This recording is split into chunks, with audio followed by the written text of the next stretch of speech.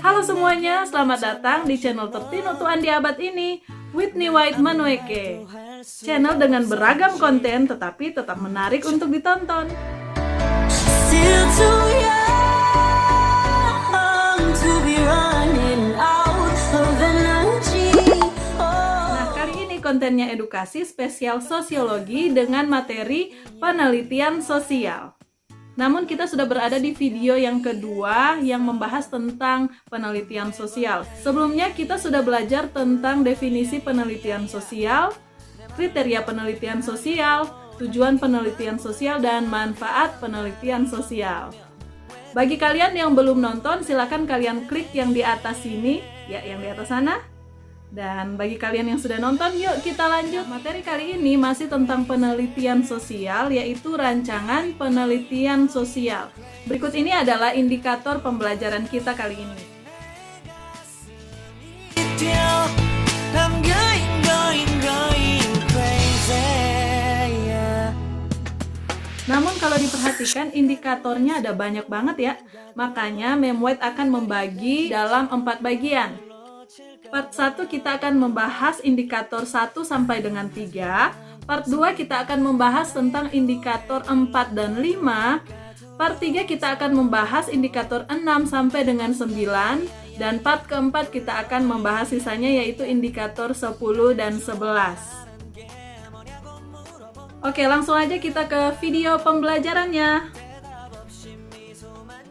Kalian membuat rancangan penelitian sosial, ada baiknya kalian mengetahui sikap dan cara berpikir sebagai seorang peneliti terlebih dahulu, agar penelitian yang kita lakukan bukan penelitian yang sembarangan.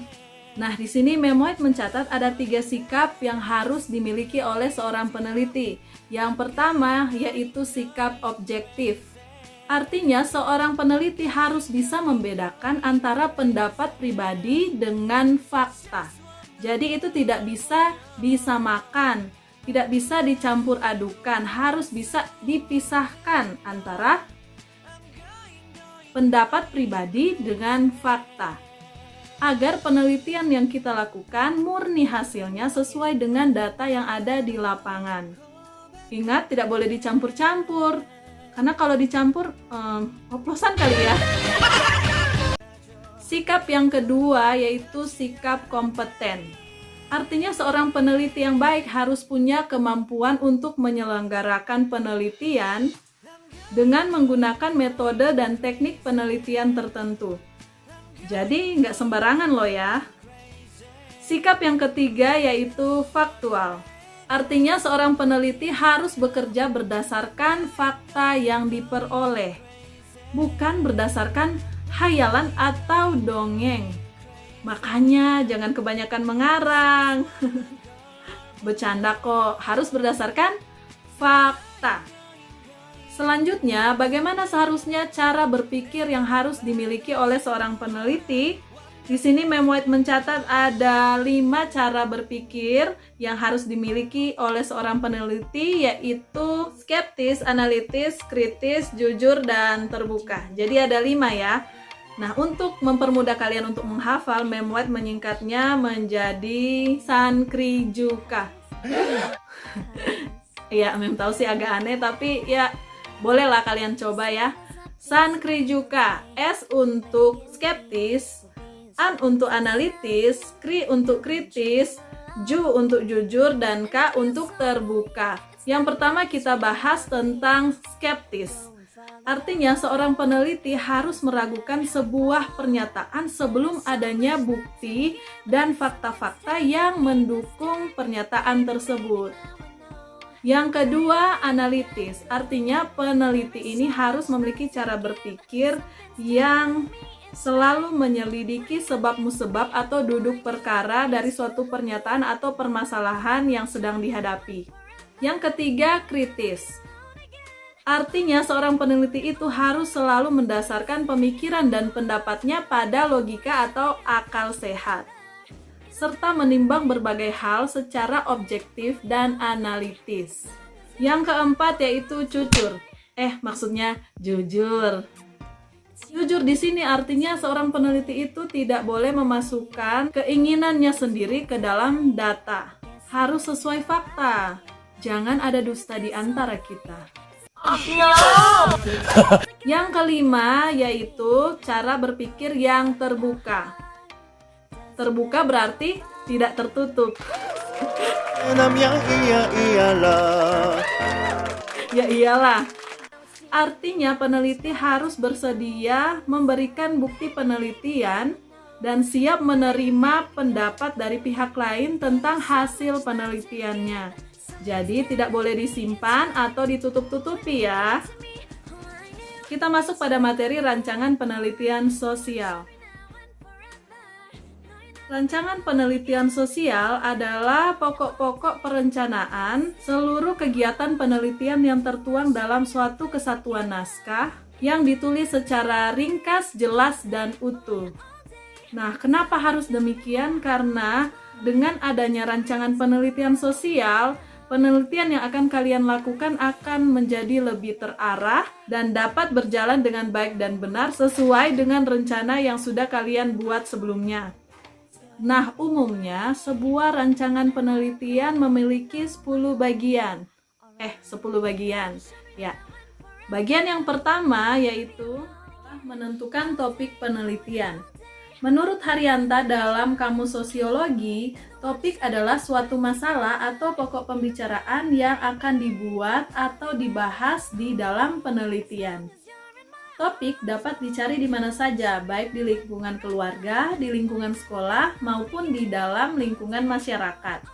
Dalam menentukan topik penelitian, seorang peneliti dapat memperolehnya dari studi pustaka, pengamatan atau observasi di masyarakat, informasi dari masyarakat, maupun ide kreatif dari peneliti itu sendiri. Nah, topik penelitian itu harus memenuhi beberapa kriteria, yaitu antara lain yang pertama, menarik minat pembaca. Yang kedua, dapat dilakukan oleh peneliti. Yang ketiga, mengandung kegunaan praktis. Yang keempat, jelas, singkat, dan padat. Yang kelima, berisi mengenai variabel-variabel. Dan yang keenam, menggambarkan keseluruhan isi. Yang ketujuh, tidak terdapat unsur duplikasi. Dan yang kedelapan, dinyatakan dalam kalimat pernyataan. Nah, seorang peneliti itu harus tahu langkah-langkah untuk membuat topik penelitian. Apa saja langkah-langkahnya? Nah, ada 4 hal yang harus diperhatikan seorang peneliti dalam membuat topik penelitian. Yang pertama, topik atau masalah yang diteliti harus sejalan dengan tujuan yang ingin dicapai. Yang kedua, topik atau masalah yang dipilih merupakan masalah atau topik yang baru yang belum pernah diteliti oleh orang lain sebelumnya. Dengan demikian, kalian bisa menarik orang lain untuk mengetahui penelitian kalian.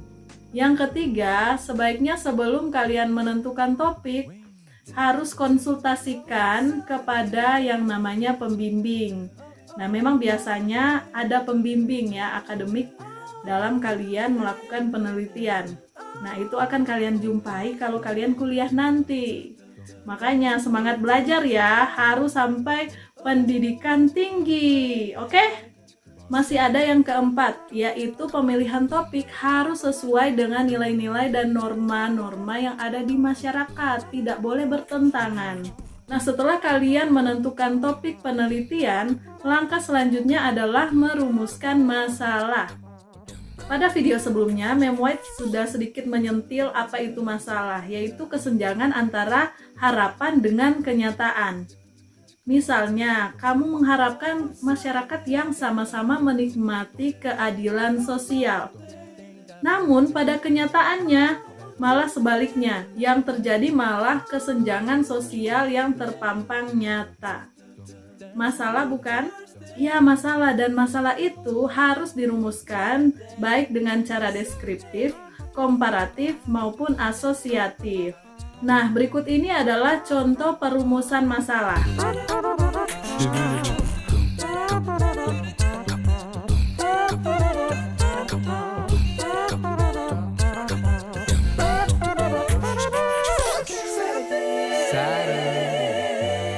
Jadi, rumusan masalah itu lebih spesifik dan operasional daripada judul penelitian.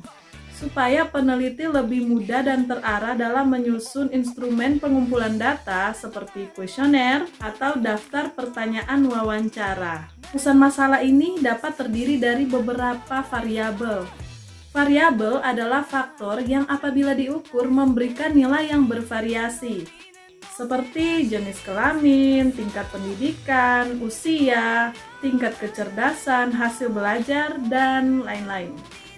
Jadi, rumusan masalah itu pada hakikatnya adalah perumusan pertanyaan yang nanti jawabannya akan dicari melalui kegiatan penelitian. Lah, terus nyari masalahnya kayak mana, Memwet?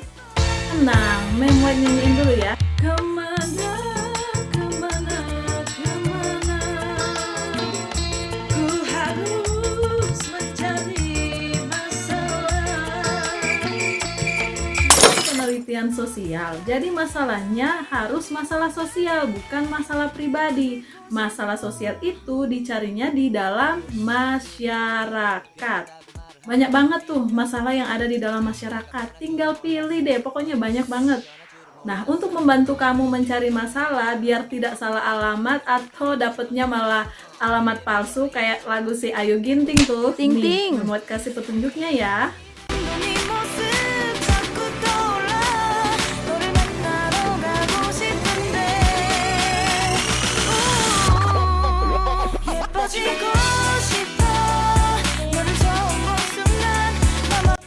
Nah, gimana? Udah paham menentukan topik dan merumuskan masalah? Kalau belum, gampang. Tinggal kalian putar lagi dari awal video ini sampai kalian ngerti. Kalau sudah paham, Memwet minta kalian pertama untuk menentukan topik penelitian yang berkaitan dengan gejala sosial yang ada di lingkungan kalian. Yang kedua, kalian buatkan rumusan masalahnya seperti di contoh tadi. Dan minimal 3 rumusan ya. Oke, kalau sudah dipikirkan, silakan kalian komen di bawah ini ya.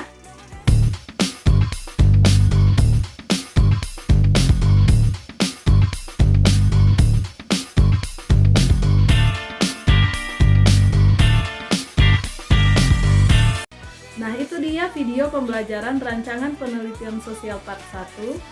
Sampai jumpa di video part 2. 예뻐지고 싶어